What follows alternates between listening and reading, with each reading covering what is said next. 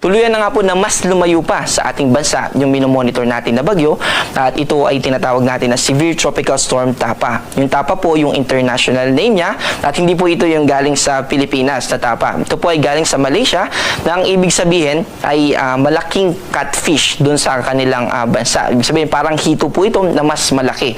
At sa kasalukuyan, itong si Tropical Storm Tapa ay nasa 1,095 kilometers west-northwest ng extreme northern Luzon at wala itong magiging epekto sa anumang parte ng ating bansa. Also, hindi po nakakaapekto sa ating bansa yung habagat, pero hindi ibig sabihin nito na wala na yung habagat. So yung habagat ay nandyan pa rin, pero hindi ito direktang nakakaapekto ngayon sa anumang parte ng ating bansa. Habagat season pa rin po ngayon, pero ang nakakaapekto sa atin ay yung easterlies. Ibig sabihin po niyan, yung hangin na galing sa Pacific Ocean, yung mas nakakaapekto sa ating bansa. Itong easterlies po ay nagdadala ng maalinsang panahon sa malaking bahagi ng ating bansa, pero nagdadala rin ito ng mga kaulapan, lalo na dito sa probinsya ng Quezon, sa Bicol Region, sa Eastern Visayas at ganun din dito sa Caraga Region.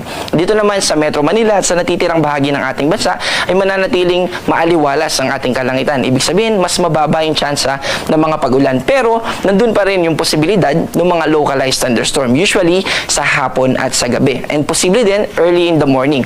So, bakit nga po kaya during afternoon and evening mas mataas yung tsansa nitong mga localized thunderstorm? Ito ay dahil during daytime, dahil maritime country tayo, napapaligiran tayo ng katubigan, ibig sabihin, mataas yung moisture content natin sa atmosphere.